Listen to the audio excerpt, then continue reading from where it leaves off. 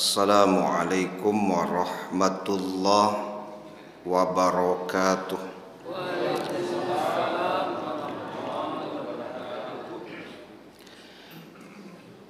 Hamdan wa syukran lillah, salatan wa salaman ala rasulillah.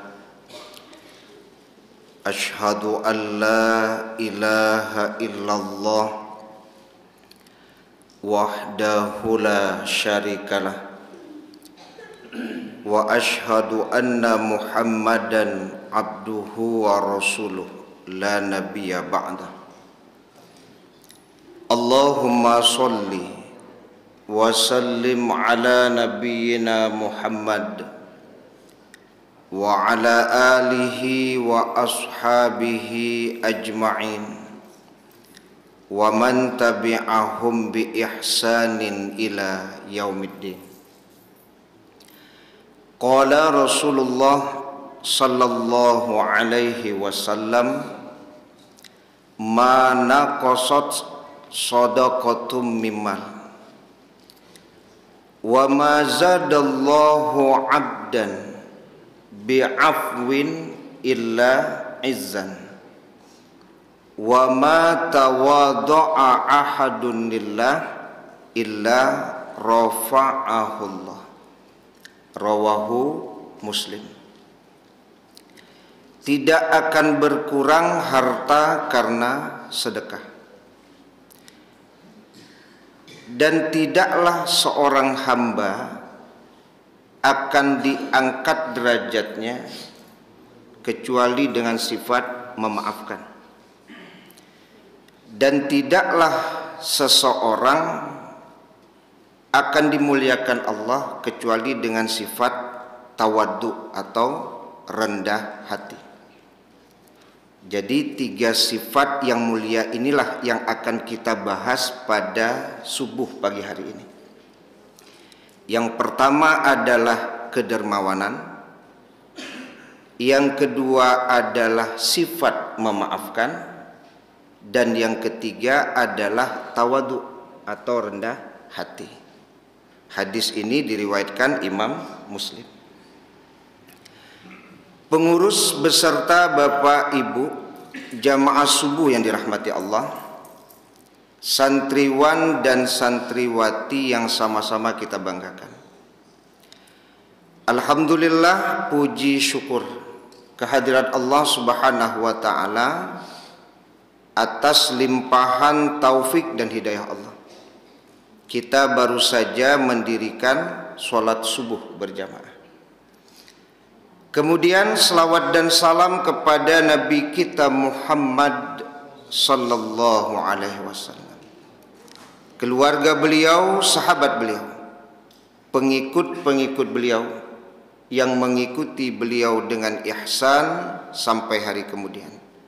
Semoga kelak di hari kiamat kita mendapatkan syafaat dari Rasulullah sallallahu alaihi wasallam. Amin. Bapak Ibu jamaah yang dirahmati Allah, yang pertama adalah sifat dermawan. Kita tentu menjadikan Rasulullah sallallahu alaihi wasallam sebagai uswatun hasanah, termasuk dalam hal kedermawanan. Tapi kalau berbicara kedermawanan memang berat untuk mencontoh Nabi, karena saking dermawannya beliau. Tapi kita kan berusaha untuk bisa mencontoh beliau, kalaupun tidak seperti beliau. Karena Nabi Muhammad sallallahu alaihi wasallam dalam sebuah hadis itu kana ajwadan nas, manusia yang paling dermawan. Paling dermawan. Kita baca dalam riwayat Bapak Ibu. Ya. Mungkin Bapak Ibu pernah mendengar dari para asatidz riwayat ini. Dari Umar bin Khattab. Ketika ada orang yang datang kepada Rasulullah, datang sekali meminta diberi, Datang kedua kali meminta, diberi. Datang ketiga kali meminta, diberi juga oleh Rasulullah. Datang yang keempat kali, tidak ada lagi yang akan diberikan oleh Rasulullah. Kalau tiba di awak, tentu wak kecian selain Bapak Ibu. Tak boleh dong. Tapi di riwayat ini, jawaban Rasulullah apa Bapak Ibu? Ambillah apa yang engkau suka, nanti biar saya yang membayar. Jadi biar saya menanggung. Ya kan? Nah, ini kan luar biasa Bapak Ibu. Ya kalau tiba di awak tadi kan tak boleh deh. Tapi kalau Nabi tidak, apa yang kau suka ambillah. Biar saya nanti yang menanggung. Mungkin ada juga di awak yang model itu Bapak Ibu. Tapi payah lo mencarinya tuh. Ya. Jadi ini menunjukkan kedermawanan Nabi. Saya memang mendengar juga kemarin ada kisah seorang jamaah meninggal di bulan Ramadan, Pak. Kata ketua pengurus, beliau ini luar biasa nih Ustaz. Karena uangnya itu beredar di tengah-tengah masyarakat dalam bentuk menghutangkan ke orang. Jadi orang kalau berhutang ke beliau, menghutangkan. Ya, bahkan ada yang mencapai angka 10 juta berhutang. Ya, 10 juta. Meninggal beliau, Pak. Dan beliau tidak ada mencatat gitu. Tidak ada catatnya. Ya kalau ditanya jadi bakal tidak dicatat. Ya biarlah, kalau takana nyobai, kalau tidak tuh bah aja lah kan itu. Ada nilai manfaat. Gitu. Kalau menghutangkan itu kan pahalanya lebih besar daripada sedekah. Lebih besar daripada sedekah. Ya kan? Ini kan juga termasuk sifat kedermawanan gitu. Sifat dermawan. Ya. Yang boleh jadi ada di tengah-tengah masyarakat dermawan seperti ini. Ya. Maka kata Umar bin Khattab kepada Rasulullah SAW, ya Rasulullah, janganlah engkau membebani dirimu di luar kemampuanmu. Ya kalau ndak ada kan kecian, sudah ada selesai. Kalau kau kan ndak, biar tanggung utang tuh. Berarti kan membebani di luar kemampuan. Maka datang orang Ansor, bersedekahlah, jangan takut miskin. Kata orang Ansor ini, Pak. Ya, kepada siapa? Kepada Rasulullah. Ya. Kalau tiba di awak, Pak, nyoaja di orang tua tujuh yang tidak suka, Pak. Sedekahlah, jangan takut miskin. Aja nambolo diaja kan itu. Nambo tahu tuh. Tapi Nabi tidak seperti itu jawabannya, Pak. Apa kata Nabi? Seperti itulah perintah Allah kepada saya. Jadi seperti itulah perintah Allah kepada saya. Jadi bersedekahlah, jangan takut miskin. Sampai-sampai tidak ada yang diberikan, Nabi siap menanggungnya. Kalau memang orang tersebut butuh. Ya kan? Mudah-mudahan kita mampu mengamalkan apa yang dilakukan oleh Nabi ini. Termasuk di riwayat Al-Haisamah itu, Pak. Bahwa suatu ketika Rasulullah pulang dalam keadaan pucat muka beliau. Kata Ummu Salamah, apakah engkau sakit ya Rasulullah? Kenapa wajahmu pucat? Jawaban Rasulullah, tidak, saya tidak sakit. Tapi kenapa wajahmu pucat? Apa jawaban Rasulullah? Aku teringat ada 7 dinar di bawah tempat tidur kita yang belum kita sedekahkan.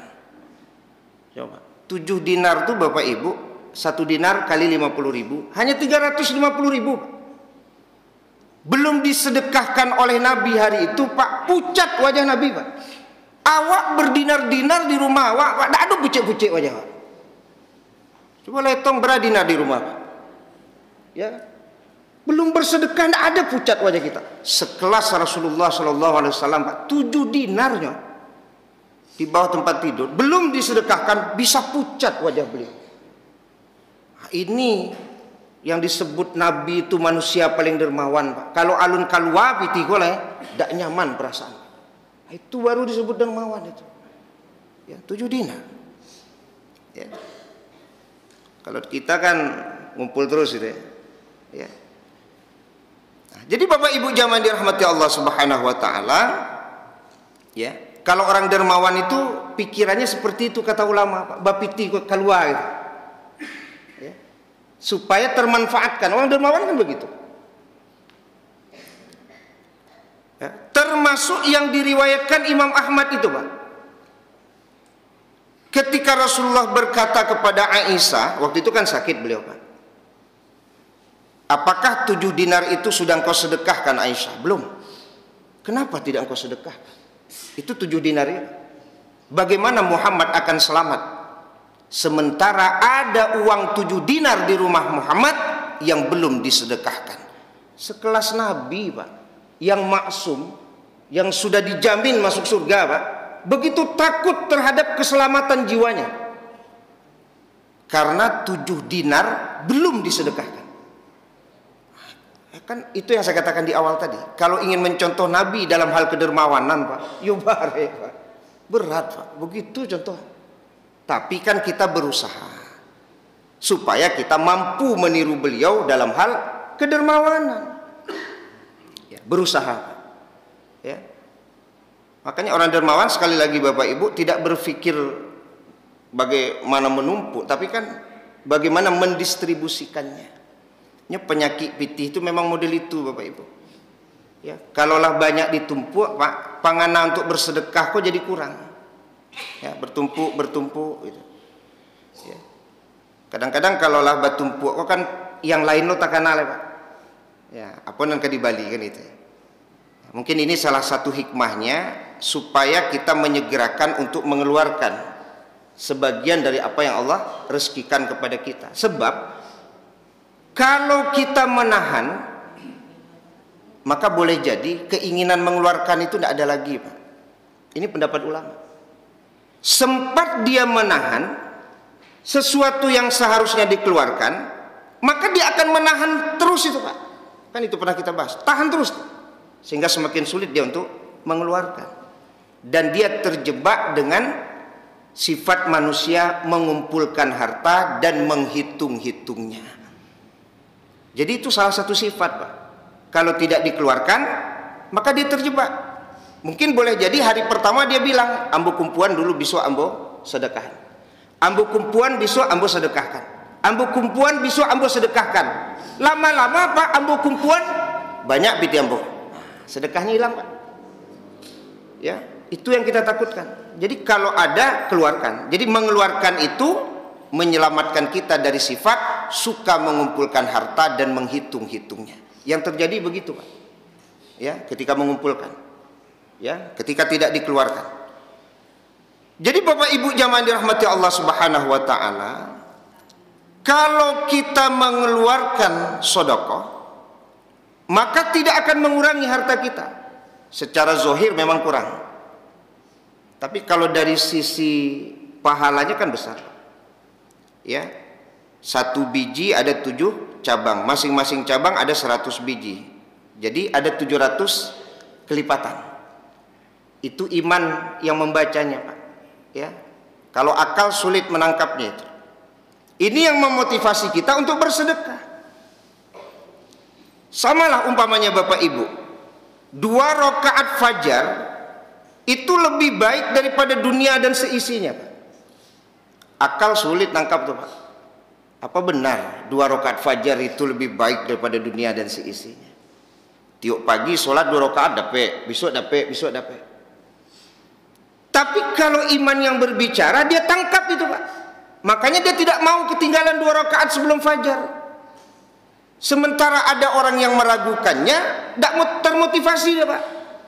Bahkan wajah lihat kan ada orang yang memang sengaja menunggu orang kamat baru tibonya di masjid, Pak. Subuh, Pak. Padahal lah siap dari tadi, Pak. Makan sore siap dah. Ini duduk-duduk ya. Kecil orang rumah dia ke masjid dah. Tunggu kamat lu aja. Kamat nih tunggu. Ya, kenapa? Karena keyakinan dia itu tidak tumbuh, Pak. Bahwa 2 rakaat fajar itu lebih baik daripada dunia dan seisinya. Ya kan? Bagaimana memotivasi itu? Termasuk bersedekah ini, Pak. Ya, kita motivasi. Kita yakin bahwa dengan bersedekah pahalanya itu berlipat ganda. Tidak akan pernah kurang, pasti bertambah. Semoga itu mampu memotivasi kita untuk bersedekah. Nah, itu poin 1. Ma naqasat shadaqatu mimman. Jadi setiap sedekah yang kita keluarkan, yakinlah tidak akan mengurangi harta kita, justru akan menambah harta kita. Bahkan Bapak Ibu, kalau kita baca dalam firman Allah, fa amma man a'ta wattaqa wa saddaqa bil husna fasanuyassiruhu lil yusra, bahwa bersedekah itu termasuk menambah semangat kita untuk beribadah, Pak. Jadi menurut ulama begini, kalau kita punya waktu untuk baca Quran tapi malas baca Quran, kalau kita bisa sholat sunnah duha tapi kok tidak sholat sunnah duha, pancinglah lemah semangat beribadah kita itu dengan sedekah. Jadi sedekah itu bukan hanya untuk mengembangkan usaha kita, Pak. Jadi kalau kita pagi-pagi bersedekah, pikiran kan kadayawak rami, usaha wawak lancar, keuntungan besar. Bukan itu saja, termasuk termotivasi untuk beribadah, Pak. Jadi boleh jadi malasnya kita baca Quran, malasnya kita sholat sunnah duha, itu salah satu penyebabnya karena ada harta yang harusnya keluar belum dikeluarkan. Makanya kata ulama, pancing tuh dengan sedekah supaya malas itu hilang, motivasi kita untuk beribadah menjadi tinggi. Apa hubungannya itu? Ada hubungannya kata ulama, karena tertahan motivasinya untuk beribadah dengan harta yang seharusnya dikeluarkan. Jadi menjadi penghambat dia, Pak. Jadi sekali lagi Bapak Ibu jamaah dirahmati Allah, apa yang disampaikan ulama, pancinglah semangat ibadah kita dengan bersedekah. Jadi kalau orang bersedekah subuh, jangan hanya mikir untuk dunia saja, Pak. Bersedekah subuh itu juga untuk memotivasi kita dalam hal ibadah.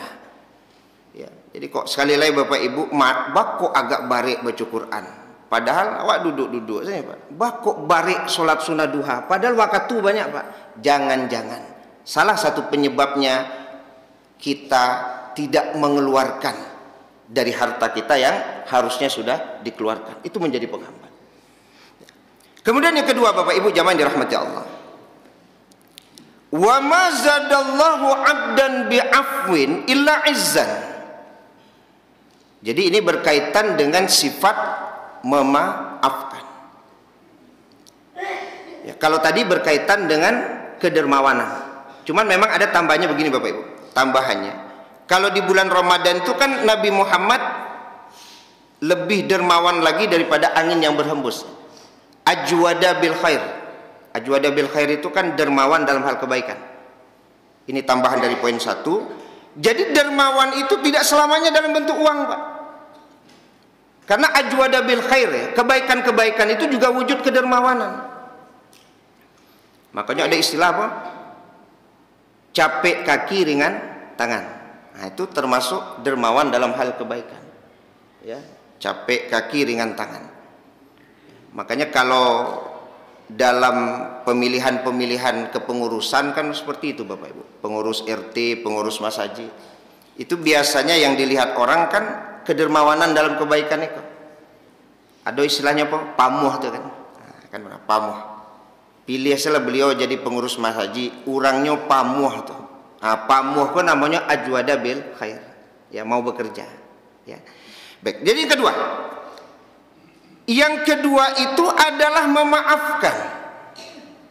Kalau di bulan Ramadan Bapak Ibu, kita bisa mengambil pelajaran dari Rasulullah tentang memaafkan ini.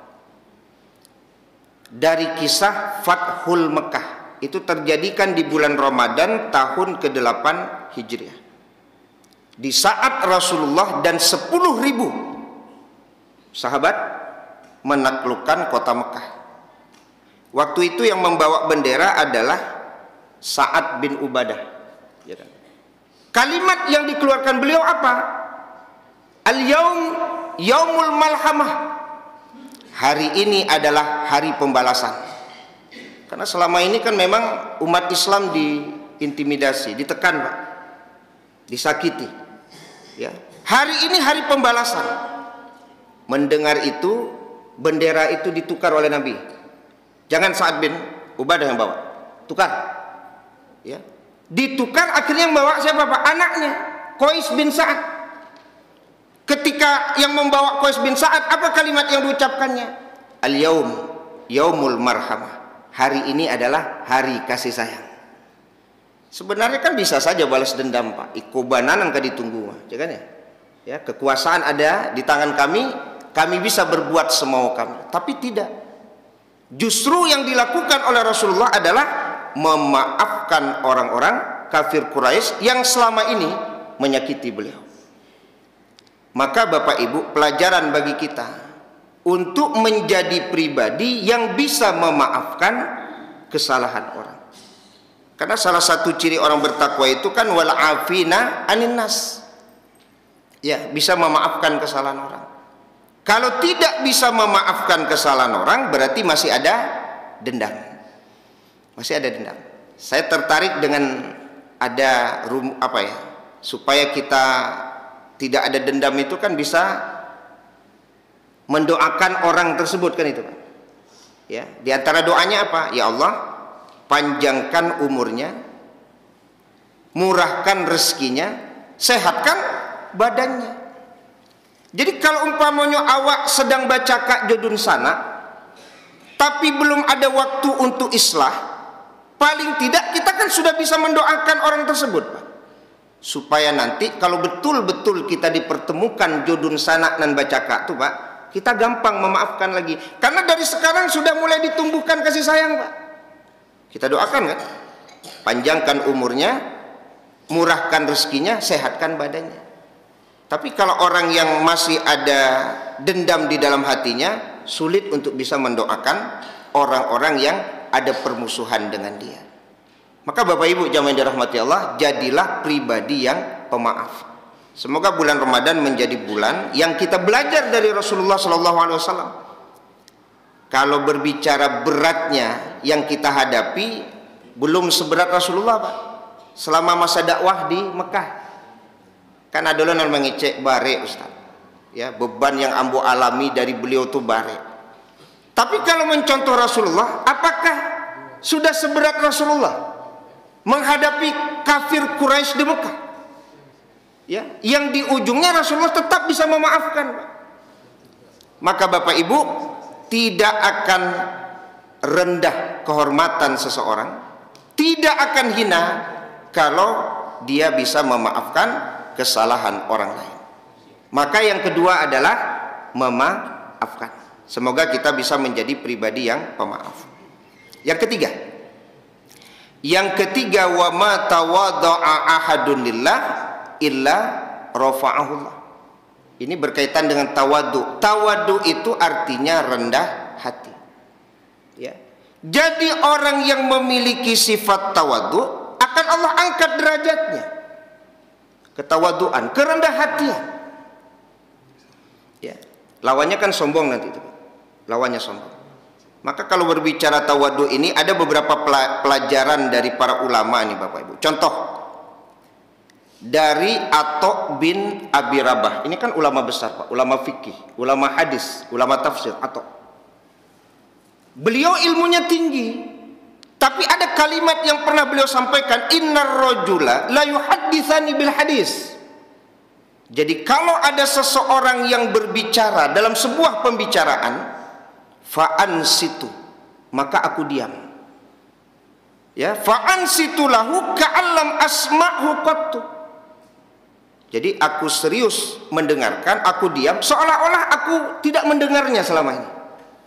Wa qad sami'tuhu qablu. Ya. Padahal sebelumnya aku sudah mendengarnya. Wa qad sami'tuhu qabla ayyulad. Ya. Padahal aku sudah mendengarnya sebelum dia lahir. Ini wujud kerendah hatian Pak.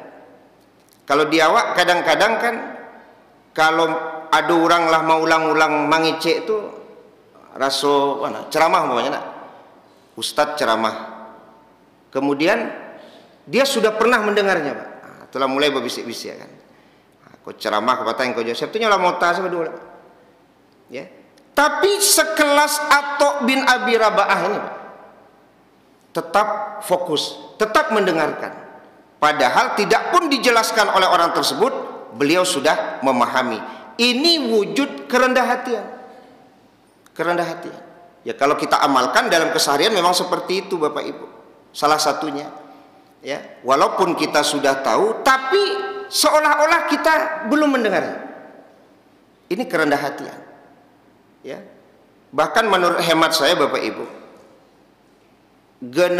regenerasi itu salah satunya dengan ketawaduan. Contoh umpamanya ada Buya ini Pak, bacaan bagus, ilmunya tinggi, tapi ketika di situ ada generasi yang suatu saat mampu menggantikan beliau, imam ya kan, acik Buya tuh, taruhlah ambo sedang tak lama batuk, tapi setiap ketemu tuh Pak batuk ke batuk, jadi berpikir Buya kok batuk atau pura-pura batuk gitu. Ya, itu kan wujud ketawaduan Pak. Artinya begini, dari sisi bacaan beliau bagus, dari sisi ilmu beliau bagus, tapi beliau ingin Pak, ada pula yang akan menggantikan beliau ketika beliau nanti tidak ada lagi gitu. Jadi menurut hemat saya ketawaduan itu mampu menumbuhkan generasi-generasi baru Pak. Kan ada loh neninda inyo ke inyo taruh saya. Nyambe-ambe ya, ambe-ambe. Itu tak maju ya jadinya Pak. Ini menurut hemat saya, ketawaduan mampu tuh Pak menumbuhkan itu. Nah, itu salah satu contoh tadi. Ya, hanya alasannya cek sebatuk gitu kan, tak lama badan. Nah, itu tujuannya Pak, majulah. Jadi memberi jalan. Ya. Itu kan bahasanya ketawaduan, rendah hati. Bukan beliau tidak berilmu Pak. Beliau berilmu gitu. Ya, tapi tidak ujub. Tidak merasa kemudian diri lebih baik dibandingkan yang lain. Ya. Jadi tidak akan rendah derajat seseorang dengan sebab tawadu. Ya. Sama juga kepala dinas ya. Kepala dinas itu kan di kantor kan gitu ya. Sampai di komplek kan ndaknya kepala dinas. Jadi kepala dinas angkat kursi, nah kan gitu. Jadi kecek orang jan di padian tuh Pak tuh mangke kursi sagan awaknya kepala dinas Mas. Tapi kecek kepala dinas di kantor. Di komplek yang ketua Pak RT, ambo warganya. Jadi jangan dilarang ambo mangke kursi. Ya, itu kan salah satu contoh. Supaya kita tawadu, rendah hati Pak. Ya. Termasuk kisah siapa? Syekh Mutawalli Asy-Sya'rawi itu menarik Pak. Di WA kan di-share oleh teman kisah beliau itu. Siapa yang tidak kenal dengan Syekh Mutawalli Asy-Sya'rawi? Ulama besar Mesir itu Pak. Ya, yang foto beliau banyak dipajang oleh orang tuh Pak. Ya, di toko, di mobil, ya.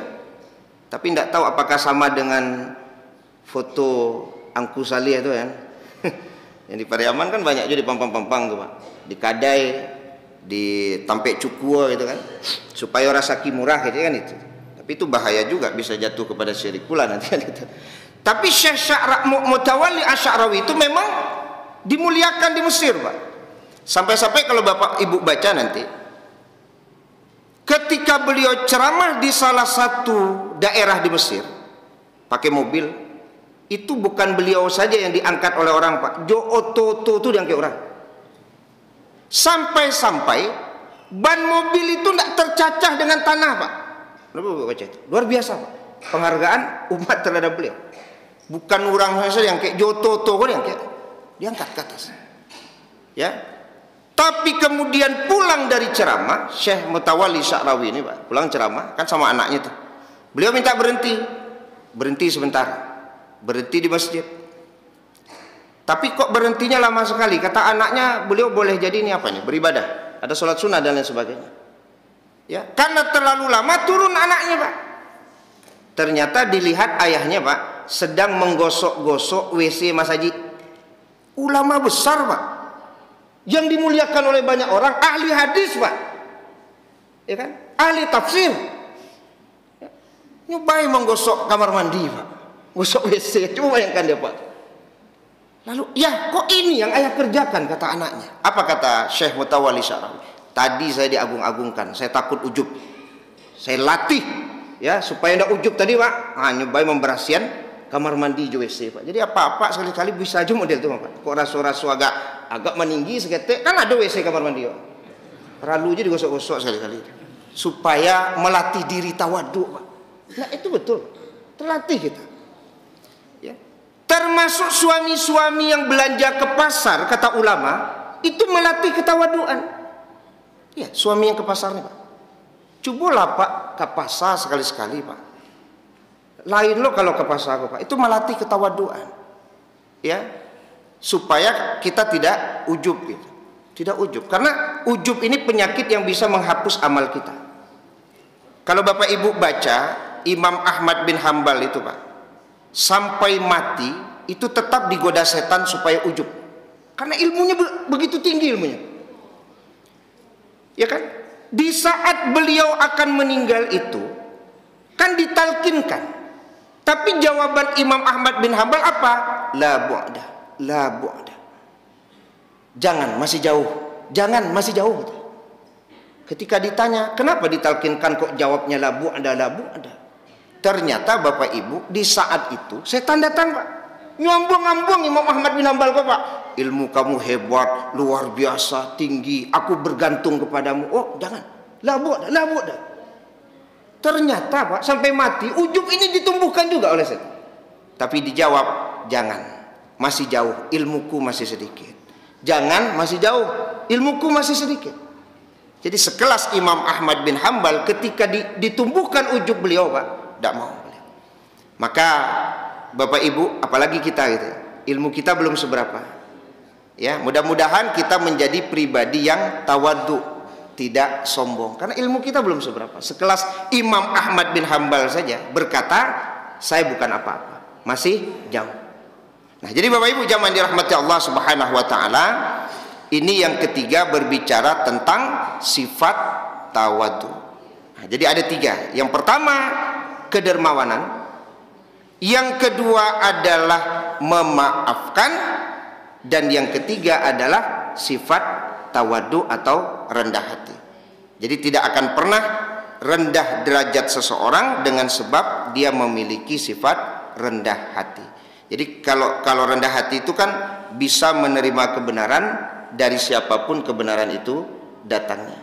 Sebab ujub itu adalah pintu dari kesombongan. Baik Bapak Ibu jamaah dirahmati Allah Subhanahu wa taala, mungkin itu yang bisa kita bahas pada subuh hari ini. Semoga bulan Ramadan menjadi bulan yang mampu menumbuhkan sifat-sifat baik pada diri kita, sehingga kita menjadi pribadi yang bertakwa. Subhanakallahumma bihamdika asyhadu an la ilaha illa anta astaghfiruka wa atubu ilaik. Wassalamualaikum warahmatullahi wabarakatuh.